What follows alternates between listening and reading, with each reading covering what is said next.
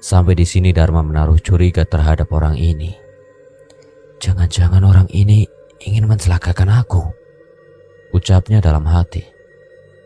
Karena tidak bisa berbuat banyak, dia hanya bisa pasrah lalu dia membaca ayat suci Al-Quran yang dia bisa. Mendengar Dharma membaca ayat suci, orang tua itu berucap, "Gak apa-apa, baca aja terus doa yang kamu baca juga yang aku baca." Mendengar itu Dharma kaget. Berarti gak ada gunanya aku baca ayat suci, ucapnya dalam hati. Assalamualaikum warahmatullahi wabarakatuh. Kembali lagi di channel Portal Dimensi dan tentunya masih bersama saya Kang Slamet. Kali ini Kang Slamet akan menceritakan sebuah kisah mistis pendakian yang berjudul Jangan Tengok Belakang. Kalau udah gini, percuma berdoa. Cerita ini ditulis di Twitter oleh Vidi Muhammad. Kalian bisa langsung saja follow Twitternya di @vidimuhammad_. Kisah ini dialami Dharma ketika dia sedang mendaki ke Gunung Lawu bersama saudara kandungnya. Gak tahu ini adalah sukma yang lepas dari tubuh atau mati suri. Yang jelas itu terasa sangat nyata. Sebelum kita masuk ke ceritanya, buat kalian yang belum subscribe channel ini, tekan tombol subscribe-nya terlebih dahulu dan tekan tombol notifikasinya agar kalian tidak ketinggalan cerita terbaru dari Portal Dimensi. Gak usah berlama-lama lagi, langsung saja kita masuk ceritanya. Jangan tengok belakang.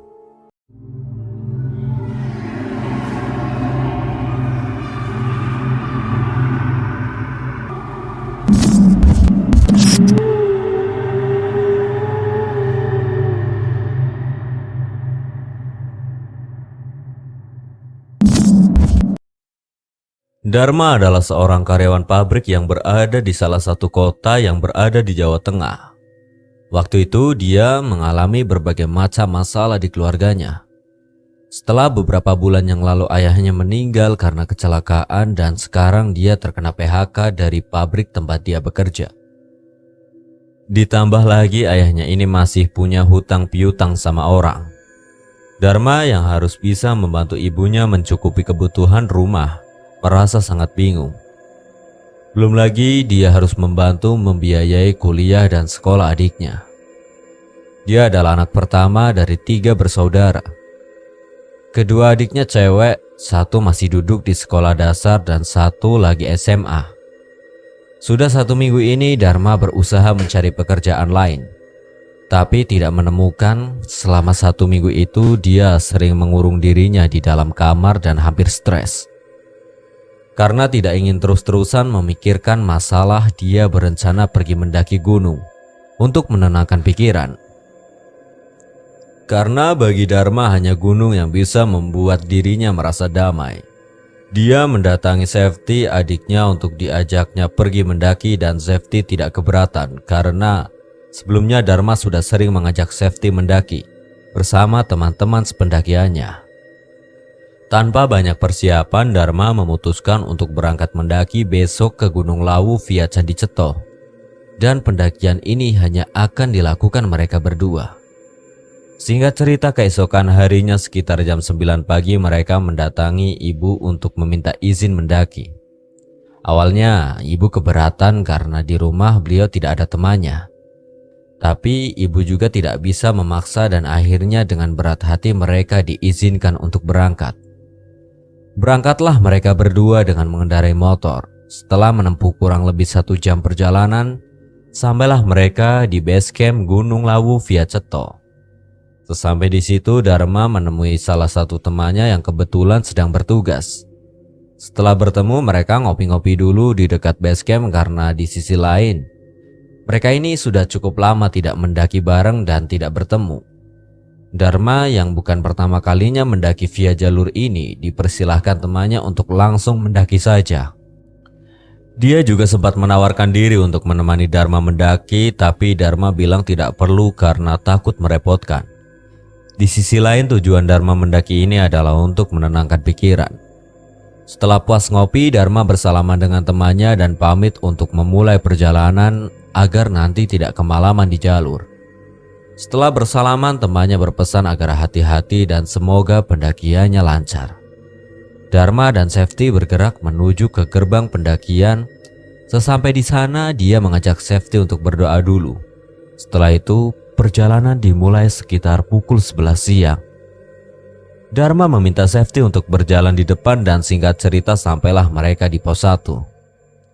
Di sini Dharma mengajak Safety untuk istirahat sekalian dia akan melaksanakan sholat duhur. Safety yang waktu itu tidak membawa mukena tidak ikut sholat. Sementara Dharma sholat, dia menunggunya di bangunan pos sambil makan cemilan. Setelah sholat, Dharma mengadu sama yang di atas semoga diberi jalan keluar dari masalah yang sedang dia hadapi saat ini. Sambil berdoa tanpa disengaja air matanya menetes karena tidak ingin Safety tahu dia segera mengusap air matanya itu. Dan setelah selesai berdoa dia menghampiri Safety. Sepertinya Safety tahu kalau Dharma habis nangis. Dia bertanya, "Mas, kenapa?" "Gak apa-apa dek, habis kelilipan tadi," jawab Dharma. "Oh, kirain habis nangis." Safety membagi cemilan dengan Dharma. Setelah itu mereka kembali melanjutkan perjalanan. Sambil berjalan Dharma tidak bicara apapun karena dia terus kepikiran tentang problem yang tengah dia alami. Lalu dari depan Safety membuka obrolan. "Mas, diem aja, ntar kesambet loh."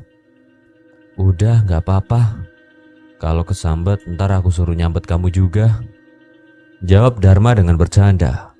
Mereka berdua memang saudara tapi juga teman. Umur mereka tidak berselang jauh, hanya sekitar 2-3 tahun. Kali ini mereka berjalan sambil sesekali bercanda dan tidak terasa sampailah mereka di pos 2.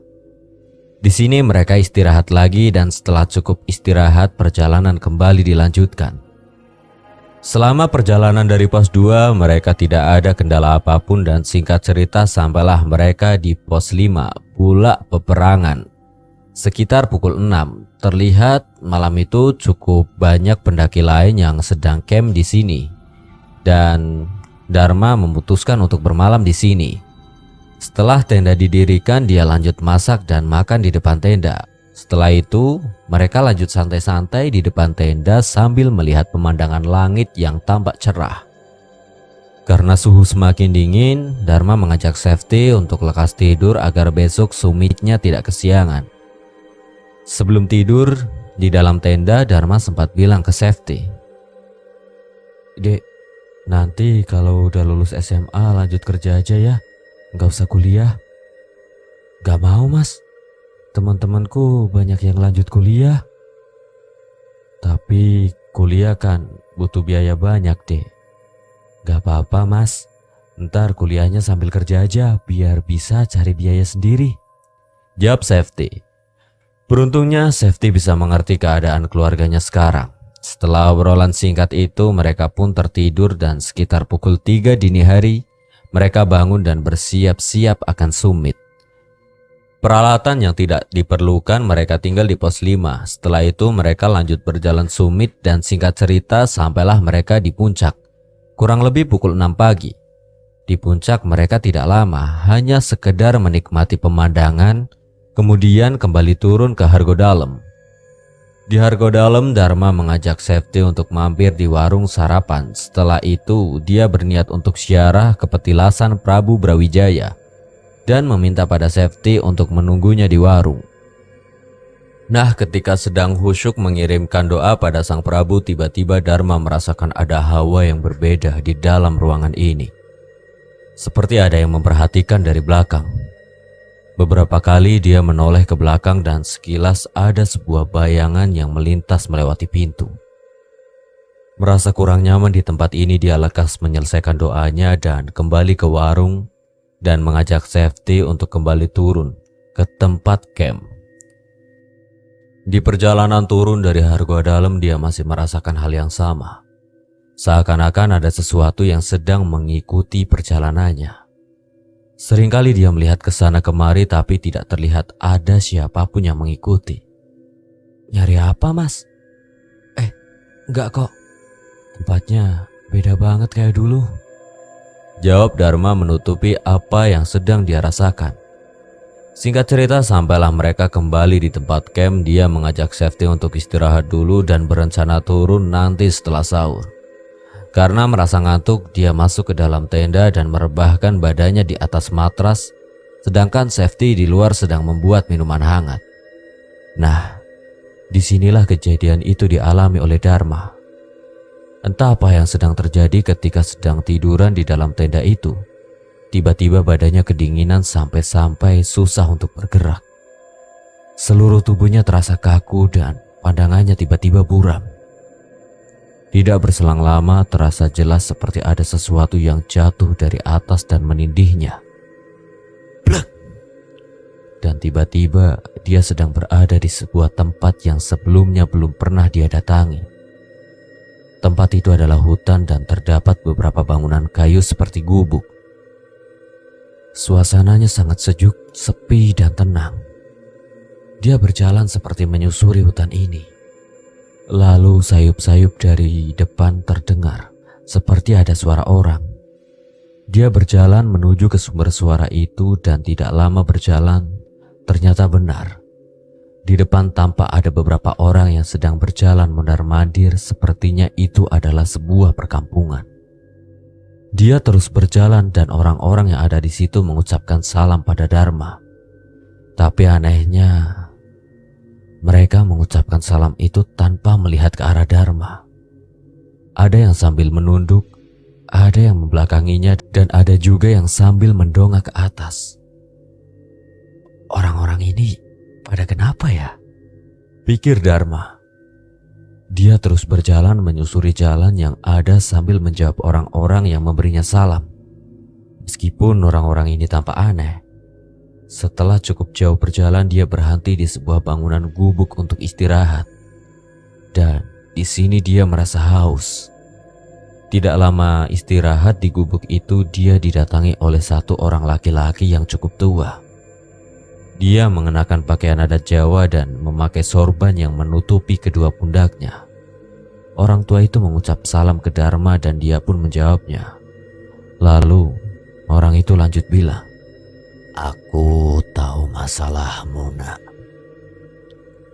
Aku kesini mau membantu." Seketika itu Dharma ingat dengan masalah yang tengah dia hadapi. Lalu dia menjawab, "Panjenengan ini siapa?" Panjenengan berarti kamu sebagai sebutan untuk orang tua. Nanti kamu akan tahu sendiri. Sekarang, ayo ikut aku. Kalau saya ikut panjenengan, nanti saya pulangnya gimana? Tidak usah pulang. Tinggal aja sama aku dan semua masalahmu sudah selesai. Orang tua itu melepas sorban yang dipakainya dan dipakaikan ke kedua pundaknya Dharma. Kemudian dia meminta Dharma untuk ikut berjalan bersamanya. Dharma lekas turun dari gubuk dan ikut berjalan dengan orang itu. Sambil berjalan, orang itu menggandeng pundaknya Dharma. Tidak lama berjalan, mereka masuk ke sebuah perkampungan lagi dengan orang-orang sama seperti tadi. Orang-orang yang ada di situ pun sama, memberi salam pada Dharma tanpa melihat ke arahnya. Lalu orang tua itu berkata pada Dharma, "Apapun yang terjadi, jangan pernah noleh ke kanan kiri, apalagi ke belakang." Dharma hanya menurut dan orang itu menggandeng pundaknya Dharma dengan sangat erat, sambil menahan kepalanya agar tidak melihat ke arah belakang. Sambil terus berjalan, sesekali Dharma melirik ke kiri kanan untuk melihat orang-orang yang memberi salam. Tidak berselang lama, sayup-sayup dari belakang dia mendengar ada suara banyak orang yang memanggilnya, termasuk Safety adiknya. "Mas Dharma, Mas!" Mendengar itu, Dharma ingin melihat ke arah belakang tapi tidak bisa karena orang itu menahan Dharma agar tidak menoleh ke belakang. Suara Safety terus terdengar. Dharma sudah berusaha menoleh ke belakang tapi tidak bisa. Lalu orang itu kembali berkata pada Dharma, "Jangan noleh ke belakang. Kalau noleh ke belakang, kamu akan tinggal bersama mereka di sini."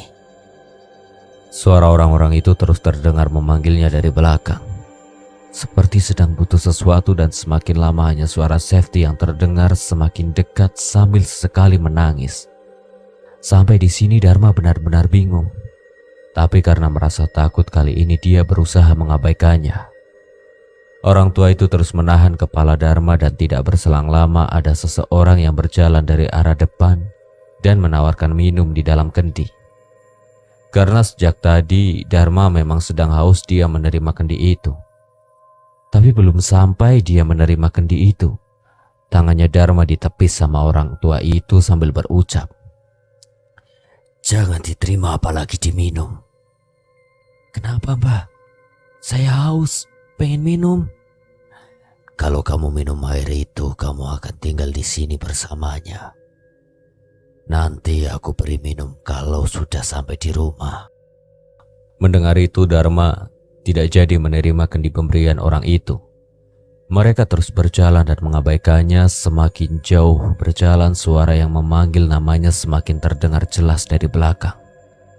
Tapi orang tua ini tetap tidak memperbolehkan Dharma menoleh ke belakang dengan alasan yang sama. Sampai di sini Dharma menaruh curiga terhadap orang ini. Jangan-jangan orang ini ingin mencelakakan aku, ucapnya dalam hati. Karena tidak bisa berbuat banyak, dia hanya bisa pasrah, lalu dia membaca ayat suci Al-Quran yang dia bisa. Mendengar Dharma membaca ayat suci, orang tua itu berucap, "Gak apa-apa. Baca aja terus doa yang kamu baca juga yang aku baca." Mendengar itu Dharma kaget. "Berarti gak ada gunanya aku baca ayat suci," ucapnya dalam hati. Di sela-sela suara Safety yang masih terus memanggil sayup-sayup, terdengar juga suara azan. Orang tua ini memberhentikan langkahnya hingga suara azan selesai. Setelah itu dia mengajak Dharma untuk berjalan lagi. Tidak lama kemudian sampailah mereka di sebuah tempat yang cukup gersang. Di depan terlihat ada sebuah bukit yang cukup tinggi. Orang tua itu menggandeng Dharma berjalan menaiki bukit itu, dan anehnya jalan yang dilewati ini sangat menanjak, tapi Dharma tidak merasakan lelah sama sekali. Kedua kakinya terasa ringan seperti tidak sedang berjalan di atas tanah.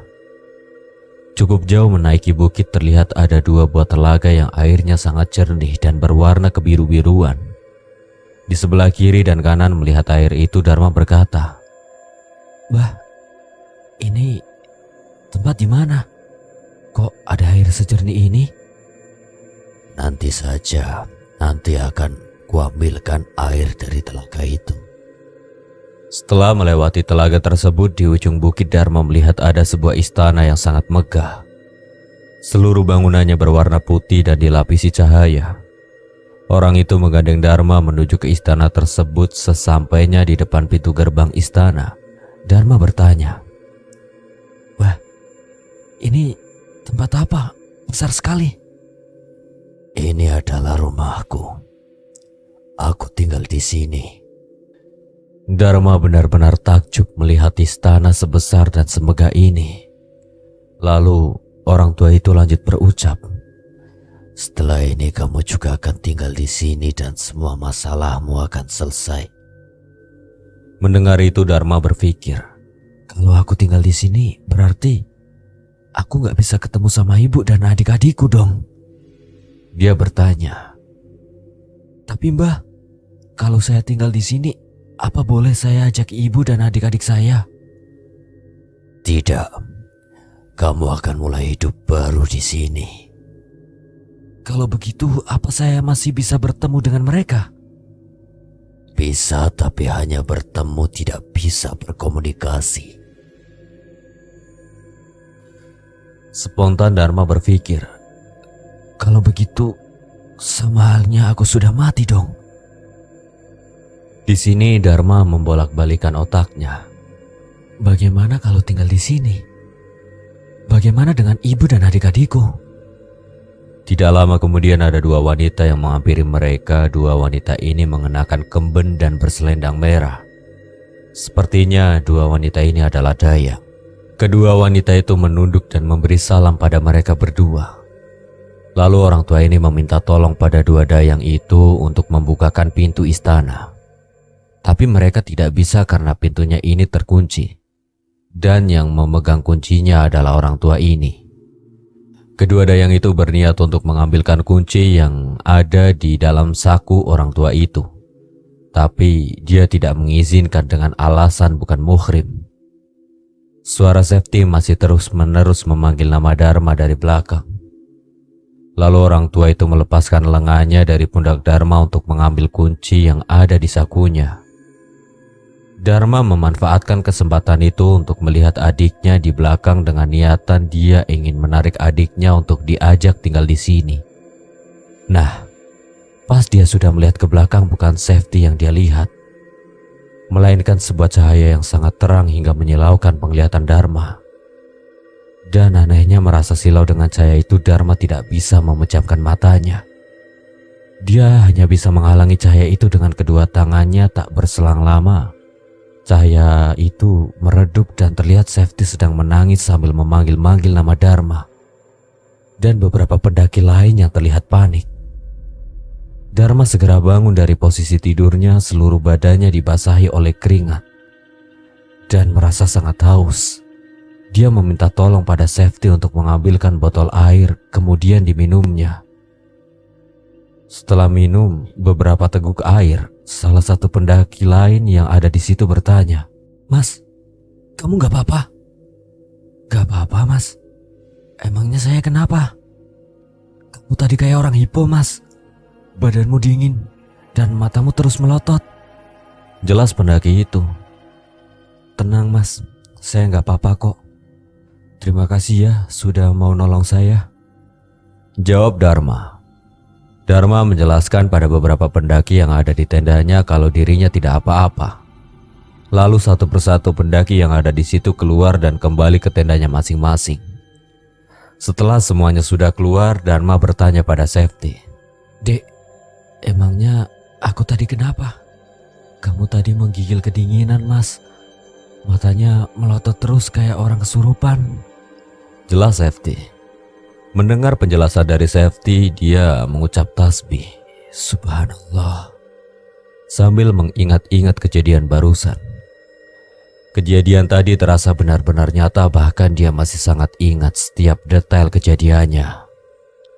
"Kamu tadi kenapa, Mas? Aku khawatir loh." "Enggak, Dek, aku gak apa-apa. Tadi aku cuma mimpi buruk." "Mimpi apa sih, Mas? Kok sampai melotot gitu?" "Gak apa-apa. Udah gak usah dibahas. Sekarang udah jam berapa?" "Jam 10:30 lebih seperempat," jawab Safety sambil melihat jam tangannya. Melihat kalau sekarang masih jam 11, dia kaget. Karena seingat Dharma, dia tadi beranjak tidur itu tepat jam 11. Sedangkan kejadian yang dialaminya barusan itu lebih dari 15 menit. Karena tidak tahu apa yang sudah terjadi, barusan Dharma menganggapnya mungkin itu hanyalah mimpi. Dia lekas keluar tenda untuk membuat kopi. Setelah itu dia berkemas untuk kembali turun. Perjalanan turun dimulai sekitar pukul 12 siang. Sebelum beranjak turun, Dharma bersalaman dengan pendaki yang ada di situ untuk berterima kasih karena sudah mau peduli dengan keadaannya tadi. Beberapa kali para pendaki yang ada di situ menanyakan kondisi Dharma dan dia bilang tidak apa-apa. Singkat cerita, sampailah mereka kembali di pos 4. Di situ Dharma mengajak Safety untuk berhenti karena dia mau melaksanakan sholat duhur. Dia menggelar matras di dalam bangunan pos untuk sholat, dan setelah selesai sholat, ada seekor burung jalak gading yang datang dan hinggap di ranting pohon. Tanpa lama-lama lagi, Dharma mengajak Safety untuk melanjutkan perjalanan turun, dan burung jalak ini mengikuti perjalanan mereka. Dan tapi ada yang aneh dengan burung ini. Selama mengikuti itu, burung ini tidak terbang melainkan jalan melompat-lompat di belakang mereka. Setiap mereka berhenti di pos, burung itu juga berhenti, dan kalau mereka lanjut jalan, burung itu juga melompat jalan. Hingga sampailah di pos 1, tiba-tiba burung jalak itu sudah tidak terlihat mengikuti lagi. Singkat cerita, sampailah mereka kembali di base camp sekitar pukul 5 sore. Sesampai di situ, Dharma mencari temannya yang kemarin untuk pamit. Tapi sepertinya temannya itu tidak sedang berada di sini. Dia mengambil motor di parkiran kemudian lanjut berkendara pulang dengan selamat. Selesai. Terima kasih buat Vidi Muhammad yang telah mengizinkan saya membawakan ceritanya. Apabila ada kesalahan, saya memohon maaf sebesar-besarnya dan akhir kata Kang Slamet pamit undur diri. Wassalamualaikum warahmatullahi wabarakatuh.